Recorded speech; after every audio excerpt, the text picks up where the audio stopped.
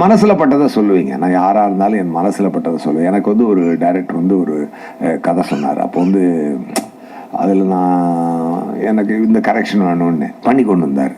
இல்லை இந்த இன்னொரு கரெக்ஷன் வேணும்னு அதையும் பண்ணுறேன் சார் அப்படின்னாரு. அப்புறம் ஒரு நிமிஷம் பொறுங்க, எனக்கு ஒரு வாழ்க்கை இருக்குது, நான் போய்கிட்டு இருக்கேன்.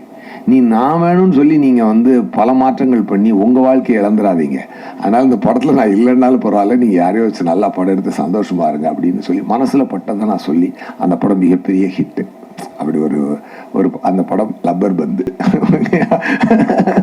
ஸோ நான் செல்ஃபிஷாக பிஹேவ் பண்ணியிருந்தா அதுக்குள்ளே 2 கரெக்ஷன் சொல்லி அவர் தான் டேரக்டர்லாம் நம்ம சொன்னதை செய்கிறாரு அப்படின்னு சொல்லி அதுக்குள்ளே நான் போயிருக்க முடியும். எனக்கு என்னுடைய சென்சிபிலிட்டி ஏரியாவில் சில விஷயங்கள் இருந்ததுனால அதை மட்டும் சொல்லி இந்த படம் பெரிய ஹிட் ஆகும். அந்த மாடு சீனை கூட நான் சொன்னேன், எப்படி பண்ணியிருந்தீங்க சார் அப்படின்னு சொல்லி தான். அது எப்படி சார் ஒரு மாடையும் ஒரு ஒரு கிளவி வச்சுட்டு இவ்வளோ பெரிய ஒரு எமோஷனை கிரியேட் பண்ணுறீங்கன்னு சொல்லி சொன்னேன். அதே மாதிரி இந்த படத்தினுடைய ஆரிஜினல் அது அப்போ அது வரேன். அப்போ வந்து அதே மாதிரி இந்த பிரதீப் சாரை நான் மீட் பண்ணுவ சொல்லியிருக்கேன். அவர் நடிச்சு காட்டும்போது அப்படியே பார்த்துருந்துருக்கேன். அவர் சொல்லுங்கள், சார் நீங்கள் இப்போ நல்லா நடிக்கிறீங்க சார், நீங்கள் சூப்பராக வருவீங்க, நீங்களே நடிக்கலாமே அப்படின்னு நான் சொல்லியிருந்தேன். நான் சொன்னேன். அதுக்கப்புறம் ரீகலெக்ட் பண்ணி பார்த்தேன்.